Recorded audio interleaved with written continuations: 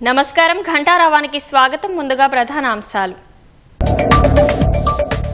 నిరుద్యోగులకు ఉద్యోగాలు రావొద్దని బీఆర్ఎస్ కోరుకుంటోందన్న శ్రీధర్ బాబు. అభివృద్ధికి సహకరించకుండా అసత్యాలు మాట్లాడుతున్నారని మండిపాటు.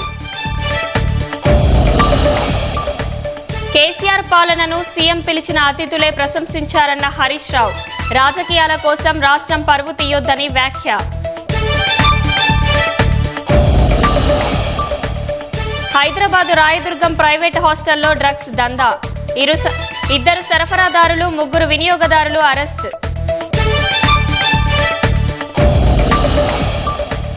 ఐదేళ్లలో రెట్టింపు కానున్న భారత్ న్యూజిలాండ్ వాణిజ్యం. త్వరలో $20 బిలియన్ పెట్టుబడులు రావచ్చని అంచనా. వరుసగా రెండో సెషన్లోనూ లాభాల్లో స్టాక్ మార్కెట్లు. 638 పాయింట్లు వృద్ధి చెందిన సెన్సెక్స్.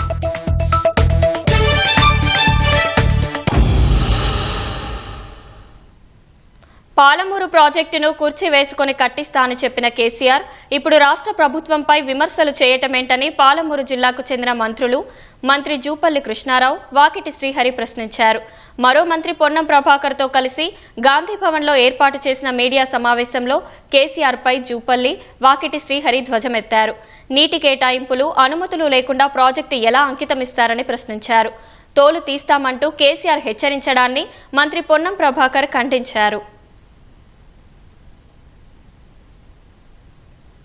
కేటీఆర్, హరీష్ రావు కొడుకు అల్లుడు అందరు కలిసి ఏం చేసినా పార్టీ మొత్తం దిగజారిపోతూ ఉంది. పార్టీ దిగజారిపోతూ ఉంది. కాపాడుకోవాలి, కనీసం కొద్దిగా ప్రతిష్ట కాపాడుకోవాలని దానిలో భాగంగానే బయటకు వచ్చింది తప్ప పాలమూరు ప్రాజెక్టు కాదు, గాడిగుడ్డు కాదు, ఇంకోటి ఏమీ కాదు. 100% ఆయన పాలమూరు ప్రాజెక్టు గురించి మాట్లాడుతూ ఉన్నాడు. ఫస్ట్ ఎన్విరాన్మెంటల్ క్లియరెన్స్ తీసుకొని అసలు మీరు ప్రాజెక్టు ముందుకు తీసుకెళ్లే కార్యక్రమం చేసి ఉంటే మన నిధులతోటి, కేంద్ర ప్రభుత్వ నిధులు ఉన్నప్పుడు మనకు అన్ని క్లియరెన్స్ అవసరం. కేంద్ర ప్రభుత్వ నిధులు అవసరం లేనప్పుడు మనకు ఒక అవకాశం ఉండింది. దాని మీద జారబిడ్డే కార్యక్రమం చేశారు. ఈ యొక్క డిపిఆర్ ఇప్పుడు రిటర్న్ వచ్చింది, వాపసు వచ్చింది కేంద్ర ప్రభుత్వం నుంచి. రాష్ట్ర ప్రభుత్వం స్పందిస్తలేని మాట్లాడుతున్నారు. అసలు ఎప్పుడు వచ్చిన రిటర్న్ ఇది? 2023 ఏప్రిల్లో డిపిఆర్ రిటర్న్ వచ్చింది. మరి వచ్చినప్పుడు ఆ రోజున మళ్ళీ రిటర్న్ వచ్చిన తర్వాత అప్పుడున్నటువంటి ప్రిన్సిపల్ సెక్రటరీ రజత్ కుమార్ గారు రిక్వెస్ట్ చేస్తూ రీకన్సిడర్ చేయమని మళ్ళీ రిటర్న్ ఇన్ ఏప్రిల్ 2024 మళ్ళీ కేంద్రానికి, సిడబ్ల్యూఎస్కి మళ్ళీ గత ప్రభుత్వమే, కేసీఆర్ ప్రభుత్వమే మళ్ళీ రిక్వెస్ట్ చేస్తూ రీసబ్మిట్ చేశారు.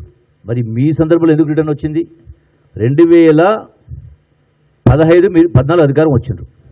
2000 అంటే 14, 2022 అంటే 2023 అంటే ఆల్మోస్ట్ 9 సంవత్సరాలు. మరి 9 సంవత్సరాలు మీరు నిద్రపోయినరా? 9 సంవత్సరాలు డిపిఆర్ 9 సంవత్సరాల తర్వాత రిటర్న్ ఎందుకు వచ్చింది? ఏం చేసుకుంటూ కూర్చున్నారు మీరు మీ కుటుంబం మొత్తం కలిపి? రెండవది, ఆ తర్వాత మళ్ళీ 2024 రిటర్న్ వచ్చింది. తర్వాత మళ్ళీ అగైన్ రీసబ్మిట్ చేయడం జరిగింది మే 2024లో విత్ రిప్లైస్, గత ప్రభుత్వమే. మరి అయినా కూడా పెండింగ్ ఉంది. తర్వాత మన ప్రభుత్వం వచ్చిన తర్వాత కూడా గతంలో ఇది సబ్మిట్ చేసినప్పుడు మైనర్ ఇరిగేషన్ సేవింగ్స్ 40 టీమ్స్ అన్నారు కదా మీరు ట్యాంక్ వైజ్ అంటే చెరువు వైజ్, కుంట వైజ్ కూడా మీరు డీటెయిల్స్ పంపని అడిగారు కేంద్ర ప్రభుత్వం. మళ్ళీ అప్పుడు ఈ ప్రభుత్వం వచ్చిన తర్వాత మళ్ళీ బ్లాక్ వైజ్ కూడా రిపోర్ట్స్ పంపడం జరిగింది. సిఈ పైన క్రిమినల్ కేసు పెట్టింది సుప్రీంకోర్టు, గవర్నమెంట్ అన్నాడు.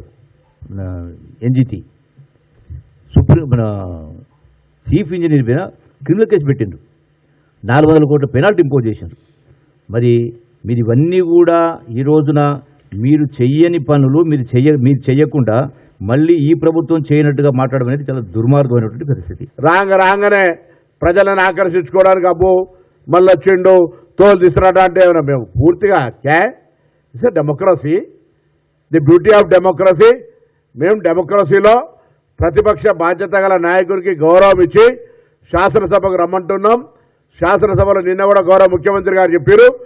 స్పీకర్ గారు కూడా ఎక్కడ కూడా పెద్ద ఆయనకు గౌరవం తగ్గకుండా ఉండే విధంగా శాసనసభ నడుపుదాం. ఎవరైనా అటువంటి మాటలు మాట్లాడితే కూడా క్రమశిక్షణ చర్యలు తీసుకునే విధంగా సభను నడుపుకుంటూ ప్రధానంగా తీసుకొని పోదాం. ప్రజలు గమనిస్తారు. తెలంగాణ యావత్తు చూడాల్సిందే తప్ప ఎవరితో ఎవరు వికరణ చూస్తారని చెప్తుంటే మీరు ఇట్లా మాట్లాడితే పద్ధతి కాదు. మీరు కట్టిన కాళేశ్వరం ఏమైందో తెలుసు. మీరు కుర్చేసుకొని కడతాన గౌరవం ఎక్కడుందో తెలిసి ఇప్పటికీ. కాబట్టి చర్చ ఏదైనా ప్రజలందరూ చూడాలి. మీరు మేము మీడియాల ముందు మాట్లాడుకుంటూ కాదు, ప్రజాప్రతినిధిగా మనందరినీ కూడా గౌరవ శాసనసభకు పంపిండ్రు. శాసనసభకు నిన్న ముఖ్యమంత్రి గారు చెప్పినట్టుగా శాసనసభ ఏర్పాటు చేస్తామని చెప్తా ఉన్నాం. శాసనసభకు హాజరై మరి ప్రజా సమస్యలు ఏ అంశమైనా సరే, మా తోలు తీసే అంశాలు ఏమున్నా ఆ సభలో ఉంచే ప్రయత్నం చేయండి తప్ప ప్రెస్ కాన్ఫరెన్స్లలో తోలు తీస్తారని చెప్తే ఇక్కడ ఎవరు కూడా క్రియాశీలకంగా విద్యార్థి సంఘ రాజకీయాల నుంచి వచ్చిన మేము అటుగానే తోలు వీగుతారంటే చూసి అప్పచెప్పి ఇక మీకు తోలని మేము ఇచ్చే పరిస్థితులు ఏం లేం. పాలమూరు మీద కపట ప్రేమ చూపించి పాలమూరుకి మరి తమ 9 సంవత్సరాల అధికారంలో ఉన్నప్పుడు ఎక్కడెక్కడైతే డబ్బులు ఇన్వెస్ట్మెంట్ చేస్తే తొందరగా త్వరితగతిగా ఇన్ క్యాష్ అయ్యి పైసలు జమ చేసుకునే పని మాత్రమే ముట్టుకొని నేను జాతికి అంకితం చేసిన అని చెప్పి ఒక పంప్ హౌస్ని ఓపెన్ చేసి అదేదో అద్భుతంగా అభూత కల్పన ఏదైతే ఇండ్ల మీద చూపించారో అదే మాదిరిగా ప్రాజెక్టు మీద చూపించి జాతికి అంకితం చేస్తానని అనేటప్పుడు ఎక్కడైనా చిన్నగా కూడా అనిపించలేదా మనసులో? అరే మీరు కాలువలే దోవలేదు, దానికి సంబంధించిన ల్యాండ్ ఎక్వేషన్ ఇవ్వలేదు, అన్ని క్లియరెన్స్లే రాలేదు, నేను ఎట్టా చెప్పేది, చెబితే మంది ఏమని అనుకుంటారా, ప్రజలేమని అనుకుంటారా అనేటువంటి సొయ్యి కూడా లేకుండా జాతికి అంకితం చేసిన పాలమూరు రంగారెడ్డి ఎత్తిపోతల పథకాన్ని అని చెప్పేటప్పుడు మనసుకు పాలమూరు జిల్లా ప్రజలు గుర్తుకు రాలేదా అని చెప్పేసి మాజీ ముఖ్యమంత్రి వర్యులు పెద్దలు కేసీఆర్ గారిని అడుగుతా ఉన్నా. త్వరితగతిగా పూర్తి చేయాలి, 3 ఏళ్ళ 4 ఏళ్ళ పూర్తి చేయాలని కాళేశ్వరం మీద పడ్డ తపన ఎందుకు పాలమూరు రంగారెడ్డి మీద లేకపోయా? అయినా కూడా మళ్ళీ కొత్తగా బయటకు వస్తే తోలు తీస్తాం ఆ పొన్నమని అన్నట్టు మరి తోలు ఆల్రెడీ కవితమ్మ తీస్తుంది, ఆ తోలుకు ముందు ప్యాచ్లు వేసుకోండి. పాలమూరు రంగారెడ్డి ప్రాజెక్టుకు 2023లోనే అటవీ పర్యావరణ అనుమతులు వచ్చాయని మాజీ మంత్రి హరీష్ రావు స్పష్టం చేశారు. కేంద్రం డీపీఆర్ వెనక్కి పంపిస్తే మళ్లీ పోరాడి అనుమతులు సాధించామని ఆయన వివరించారు. 2022లో పాలమూరుకు 90 టీఎంసీలు కేటాయిస్తూ బీఆర్ఎస్ ప్రభుత్వం జీవో ఇచ్చిందన్న ఆయన ఇప్పుడు పాలమూరుకు 45 టీఎంసీలు చాలు అని ఉత్తమ్ ఢిల్లీకి లేఖ రాశారని దుయ్యబట్టారు. స్థాయి దిగిపోయి పాలమూరు డిపిఆర్ 2023లో వాపసు వచ్చింది అని నిన్న ఉత్తమ్ కుమార్ రెడ్డి గారు మాట్లాడినారు. మరి డిపిఆర్ వాపసు వస్తే ఈ పర్మిషన్లు ఎట్లా వచ్చినాయండి? ఇగో ఇది మినిస్ట్రీ ఆఫ్ ట్రైబల్ అఫైర్స్ 17/7/2023లో పాలమూరు ఎత్తిపోతల పథకానికి 90 టీఎంసీలతో బీఆర్ఎస్ ప్రభుత్వము ప్రతిపాదిస్తే దానికి కేంద్ర ప్రభుత్వంలో ట్రైబల్ వెల్ఫేర్ డిపార్ట్మెంట్ ఇచ్చిన క్లియరెన్స్. ఇగో ఇది ministry of environment and forest and climate change, ఇది ఎన్విరాన్మెంట్ అప్రైజల్ కమిటీ మా ప్రభుత్వం పోవడానికి 2 నెలల ముందు 10/8/2023 అంటే ఒక్క నెలనే కదా 90 టీఎంసీలకు డిపిఆర్ను మేము పంపిస్తే 10/8/2023 నాడు ఈఏసీ క్లియరెన్స్. ఇది 27/10/2023 అంటే ఒక్క నెల ముందు, ప్రభుత్వం పోవడానికి 1 నెల ముందు. ఇది forest department, environment and forest department నుంచి వచ్చిన క్లియరెన్స్. 2023 ఏప్రిల్లో డిపిఆర్ వెనక్కు పంపిస్తున్నాము అని మా ప్రభుత్వం ఉన్నప్పుడు కేంద్రం చెప్పింది.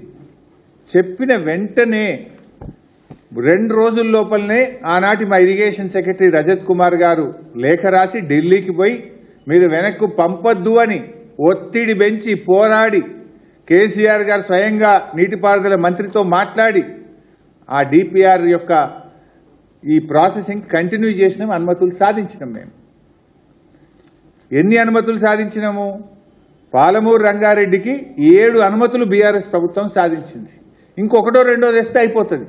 అనుమతులు సాధించాల్సిన కాంగ్రెస్ ప్రభుత్వం డిపిఆర్ వెనక్కు తెచ్చింది. డిపిఆర్ వాపసు తెస్తే మరి అనుమతులు ఎట్లా వచ్చినాయి మా హయాంలో? ఎందుకు మాట్లాడతావు ఉత్తమ్ కుమార్ రెడ్డి సగం సగం? ఇవాళ మీ డిపిఆర్ వాపసు వచ్చి ఇప్పటికీ 7 నెలల 7 నెలల నుంచి ఎందుకు నోరు మెత్తలేరు మీరు? 5/5/2025 కాంగ్రెస్ ప్రభుత్వం వచ్చినాక ఇది డిపిఆర్ పాలమూరు రంగారెడ్డి డిపిఆర్ను వాపస్ పంపుతూ కేంద్ర ప్రభుత్వం రాసిన లేఖ. 7 నెలల నుంచి ఎందుకు పెదవులు మూసుకున్నారు? 2 సంవత్సరాల కాంగ్రెస్ పాలనలో ఒక్క అనుమతి కూడా ఎందుకు తేలేదు? నిన్న ఉత్తమ్ బుకాయిస్తుండు, లేలే మేము 45 టీఎంసీలకు ఉత్తరం రాయలే, మేము అడగనే లేదు అన్నాడు. ఇగో ఇది ఉత్తమ్ కుమార్ రెడ్డి రాసిన లెటర్. 45 టీఎంసీలు చాలు అని ఉత్తమ్ కుమార్ రెడ్డి ఢిల్లీకి రాసిన ఉత్తరం. In view of the above, it is requested to kindly accord appraisal of the DPR of PRLIS with a utilization capacity of 45 TMC. 45 జాలు మా డిపిఆర్ని అప్రైజల్ చేయండి. ఈ రాష్ట్ర ప్రయోజనాలను దెబ్బతీస్తూ ఢిల్లీకి ఉత్తరం రాసిండు ఉత్తమ్ కుమార్ రెడ్డి, రేవంత్ రెడ్డి. తలకాయ ఎడబెట్టుకుంటారు ఇప్పుడు మీరు. మేము ఉత్తరమే రాయలేదన్నావు కదా, ఇది మీరు రాసిన ఉత్తరమే. పాలమూరు రంగారెడ్డి ప్రాజెక్టుకు సంబంధించి తాను రాసిన లేఖలో 90 టీఎంసీల నీటి కేటాయింపులను స్పష్టంగా కోరామని నీటిపారుదల శాఖ మంత్రి ఉత్తమ్ కుమార్ రెడ్డి తెలిపారు. మాజీ మంత్రి హరీష్ రావు విమర్శలు, ఆరోపణలు ఖండించిన ఉత్తమ్ గోబెల్స్ హరీష్ రావు అనాలని ఎద్దేవా చేశారు. పాలమూరు రంగారెడ్డికి ఇప్పటి వరకు పర్యావరణ అనుమతులు పూర్తి స్థాయిలో రాలేదని, కాల్వల కోసం తట్టెడు మట్టి కూడా ఎత్తకుండా బకెట్ల నుంచి నీరు తీసుకోవాలనుకున్నారా అని ప్రశ్నించారు. ఎకరాకు కూడా నీరివ్వకుండా 90% పనులు చేశామని ఎలా చెబుతున్నారన్నారు. ఈ ప్రాజెక్టుకు సంబంధించి 5,000 కోట్ల పెండింగ్ బిల్లులను కాంగ్రెస్ ప్రభుత్వం చెల్లించిందని గుర్తు చేశారు. 1,80,00,000 అప్పు తీసుకొచ్చి ఖర్చు పెట్టిన కాళేశ్వరం ప్రాజెక్టు నిరుపయోగం కావడంపై బీఆర్ఎస్ సిగ్గుపడాలన్నారు. కాంగ్రెస్ కట్టిన ప్రాజెక్టుల ద్వారానే రాష్ట్రంలో సాగునీరు వస్తోందన్నారు. బీఆర్ఎస్ హయాంలో 5 ఏళ్లలో ఉపయోగించిన నీరు 70 నుంచి 80 టీఎంసీలు మాత్రమే అన్నారు. కృష్ణా నీటిలో 5,12,299 టీఎంసీలకు ఒక్క ఏడాది కాదు 10 ఏళ్ల పాటు ఆనాటి బీఆర్ఎస్ సర్కార్ అంగీకరించిందన్నారు. పాలమూరు రంగారెడ్డి ఎస్ఎల్బీసీ పెండింగ్ ప్రాజెక్టులు పూర్తి చేయకుండా బీఆర్ఎస్ ను ఎవరు అడ్డుకున్నారన్నారు. కేసీఆర్ సర్కార్ చేసిన అప్పులు తీర్చడానికే ఏడాదికి 16,000 కోట్లు ఖర్చు చేయాల్సి వస్తోందన్నారు. ధాన్యం సేకరణ విషయంలోనూ హరీష్ రావు తప్పుడు లెక్కలు, అబద్దాలు చెబుతున్నారని ఉత్తమ్ మండిపడ్డారు.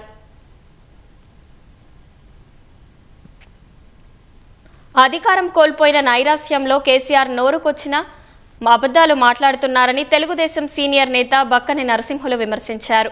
తమ పార్టీ అధినేత చంద్రబాబు నాయుడుపై గులాబీ అధినేత అవాక్కులు చెవాకులు మాట్లాడారని నరసింహులు మండిపడ్డారు. హుందాతనం మరిచిపోయి చౌకబారు విమర్శలు చేయడం తగదని హితవు పలికారు. తెలంగాణ సెంటిమెంట్ రగల్చడం ద్వారా రాజకీయ లబ్ధి పొందాలని కేసీఆర్ చూస్తున్నారని మండిపడ్డారు. ఆమె సంధించిన ప్రశ్నలకు జవాబు చెప్పు సార్. ఇంకా మా సంగతి మేము తర్వాత చూసుకుంటాం. ఈ దొంగ కంపెనీలన్నీ కూడా మీ దగ్గర కానీ మా దగ్గర కాదు. మీ మిత్రుడు జగన్మోహన్ రెడ్డి కాలంలో జరిగింది. 10 ఏళ్లలో 2,77,00,000 సమీకరణ అయిందని సదస్సులో మంత్రి కేటీఆర్ చెప్పి ప్రారంభించిన కొన్ని మాటలు చెప్పినాయి. నీరు పల్ల మెరుగు నిజము దేవుడు ఎరుగు. ఆ వంపులో పోయే నీళ్లకు దాన్ని అందరం సమానంగా వాడుకోవాలి. కాంగ్రెస్ వాళ్ళు ఏం చేస్తలేరు, రేవంత్ రెడ్డి చంద్రబాబు నాయుడు గారి శిష్యుడు అంటారు. అంతకంటే ముందు నీవు శిష్యుడు కదా, ఆయన శిష్యుడా కాదా ఆయన వదిలేస్తాం. కానీ నువ్వు తమరైతే మొదలు చంద్రబాబు నాయుడు గారి శిష్యుడు. ఇంత అనుభవం ఉన్నవాడివి తూలనాడే మాటలు మాట్లాడవు.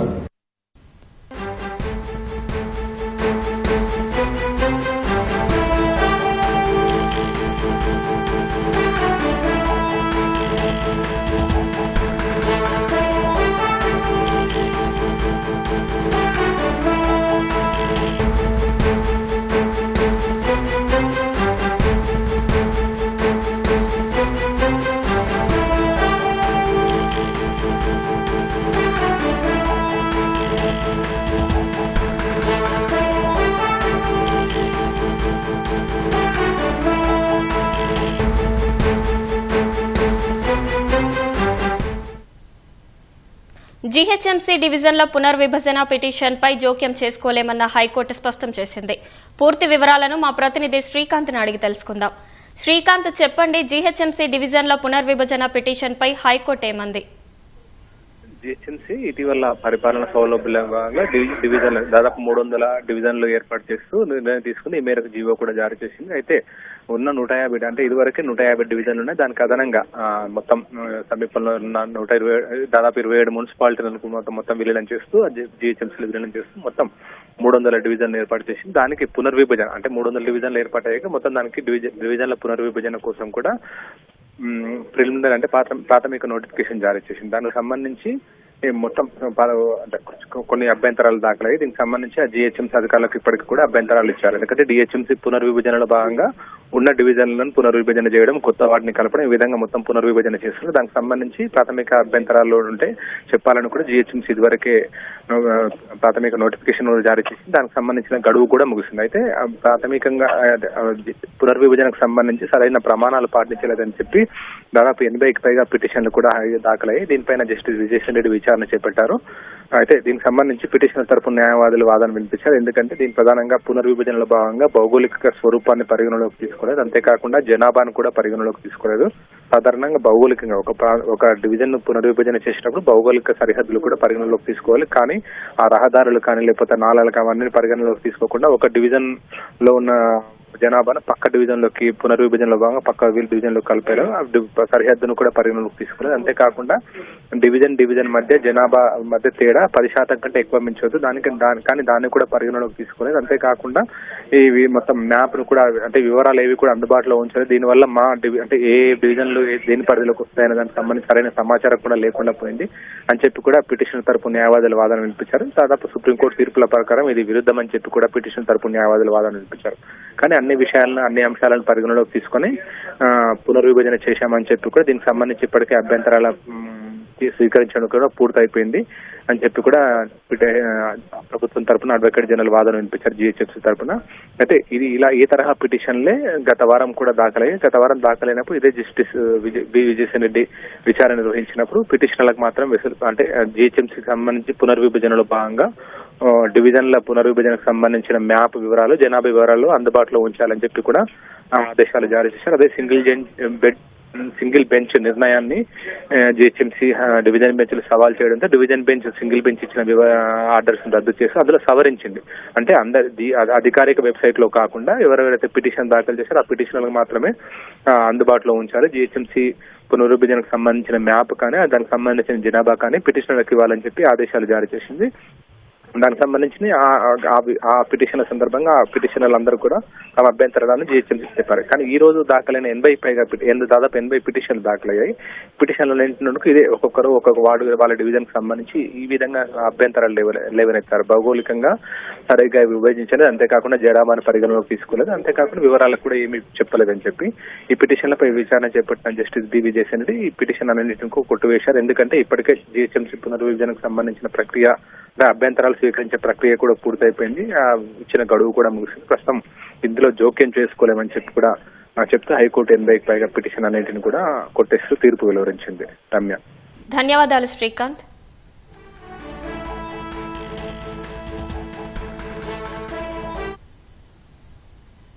హైదరాబాద్ రాయదుర్గం పరిధిలోని కో లివింగ్ హాస్టల్లో డ్రగ్స్ దందా మరోసారి వెలుగు చూసింది.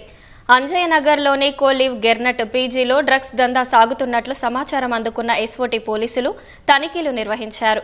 డ్రగ్స్ సరఫరా చేస్తున్న 2 నిందితులు, వినియోగిస్తున్న 3 అరెస్టు చేశారు.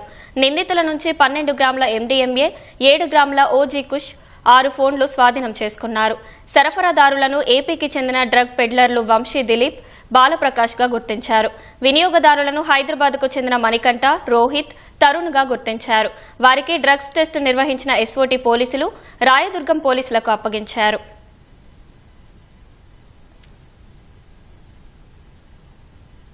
ఛత్తీస్గఢ్లోని సుక్మా జిల్లాలో మావోయిస్టులకు మరో ఎదురుదెబ్బ తగిలింది. మావోయిస్టుల ఆయుధ కర్మాగారాన్ని భద్రతా బలగాలు ధ్వంసం చేశాయి. మీనాగట్ట అడవుల్లో నక్సల్స్ నిర్వహిస్తున్న ఆయుధ తయారీ కేంద్రాన్ని కూంబింగ్ లో భద్రతా దళాలు గుర్తించాయి. ఫ్యాక్టరీలో భారీగా ఆయుధాలు, సింగిల్ షాట్ రైఫిల్స్, డిటోనేటర్లు, భారీ ఎత్తున పేలుడు పదార్థాలు స్వాధీనం చేసుకున్నారు. పోలీసులపై దాడి కోసమే ఈ పేలుడు పదార్థాలు తయారు చేస్తున్నట్లు భద్రతా బలగాలు గుర్తించాయి.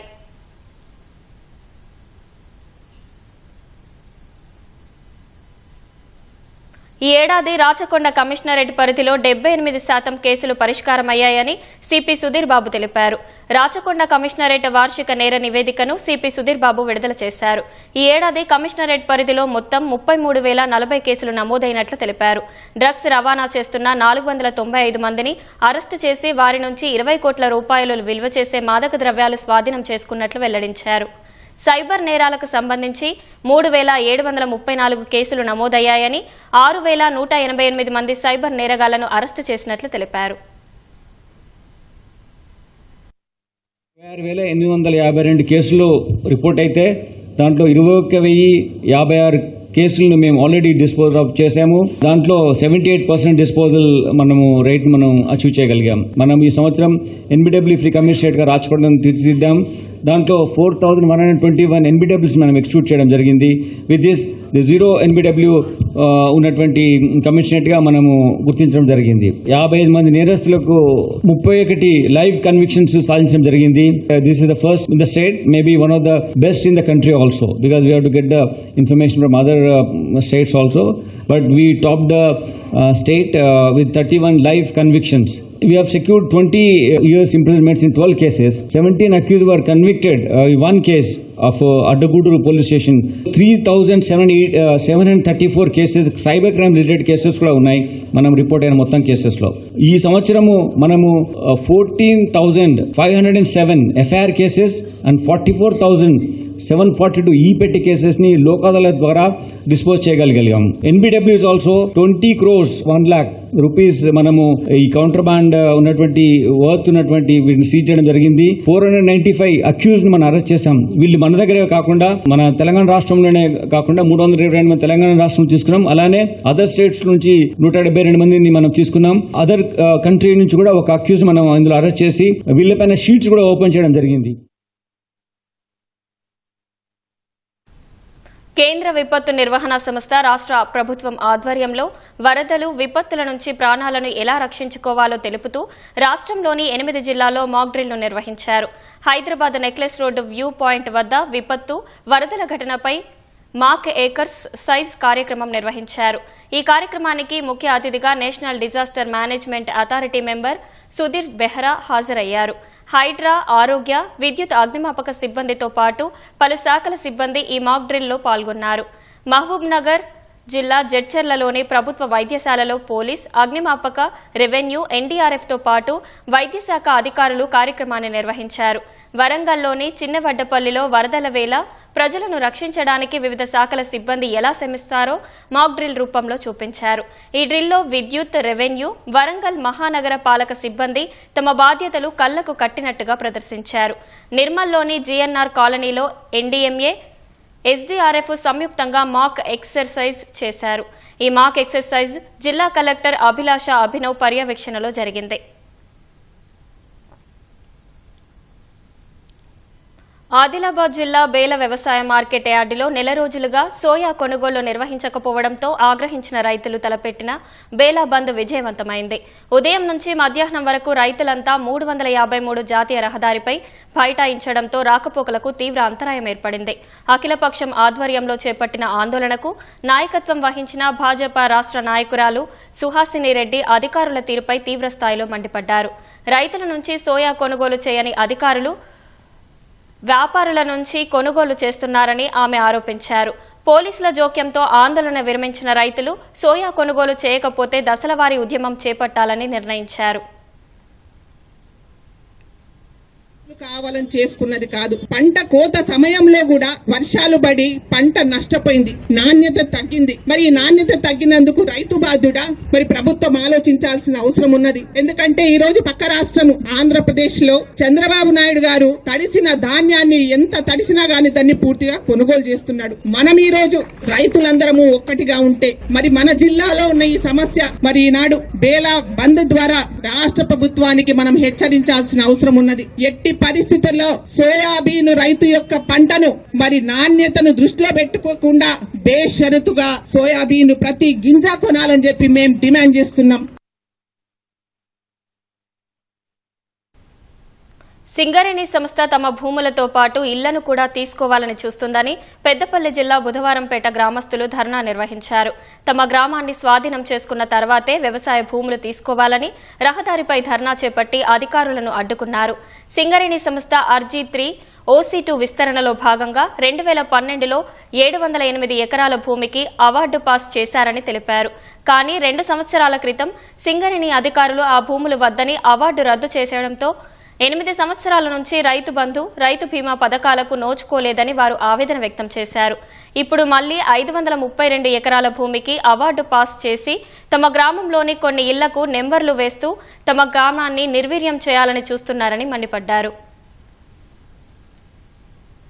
రెవెన్యూ వచ్చి మాకు అక్రమంగా నింబర్లేసి మేము అనుకున్న నిబంధనని ఒప్పుకోకుండా డిమాండ్ ఒప్పుకోకుండా వాళ్ళు వచ్చి మాకు అన్యాయం చేయాలని చూస్తున్నారు. మాకంటూ కొన్ని డిమాండ్స్ ఉంటాయి. ఎందుకంటే మేము పట్టా భూములు కాబట్టి మా ఇండ్లు కాబట్టి మేము కష్టపడి కట్టుకున్న ఇండ్లకు మాకంటూ ఒక డిమాండ్ మేము పెట్టుకున్నాం. ఎందుకంటే పునరావాసం కింద మాకు మళ్ళీ ల్యాండ్ ఈక్వేషన్ అని ల్యాండ్ కావాలి, మాకు ఇంటికి ఒక పిల్లగాని జాబ్ కావాలి. ఇప్పుడు 30 లక్షలైనా మాకు ఎకరం భూమి దొరకలేదు. మినిమం 30 లక్షలు 40 లక్షల దాకా మా భూమికి డిమాండ్ ఒప్పుకోవాలి. అలా ఒప్పుకొని మేము అన్న డిమాండ్లకు ఈ రెవెన్యూ గానీ సింగరేణి వ్యవస్థ గానీ ఒప్పుకుంటే అప్పుడు మేము వాళ్ళకి సహకరిస్తామండి. రెవెన్యూ సిబ్బంది సింగరేణి వాళ్ళు వచ్చి నెంబరింగ్ చేస్తామని చెప్పి మళ్ళీ వచ్చారు. మాకు మా గ్రామానికి సంబంధించి బుధవారపేట గ్రామం గత 15 సంవత్సరాల నుంచి ఇబ్బంది పడుతున్నాం. మా భూములు పోయినా కూడా ఇన్ని సంవత్సరాలు కోట్ల నుండి తిరిగి 708 ఎకరాల కోసం తిరిగి మళ్ళీ తీసుకొచ్చుకున్నాం. ఇన్ని రోజులు రైతు బంధు రైతు బీమా ఇలాంటివి లేకుండా చాలా ఇబ్బందులు పడి మొన్న భూములు తీసుకొచ్చుకుంటే మళ్ళీ ఉన్న భూములను మాకు కొంతమందికి ఇంకా పట్టాలు కూడా కాలే, మళ్ళీ రిటర్న్ బ్యాక్ తీసుకుంటాం. కానీ విలేజ్ తీసుకోము, ఓన్లీ భూములు తీసుకుంటాం అని చెప్పి కవ్వింపు చర్యలు సింగరేణి వాళ్ళు పూనుకుంటారు.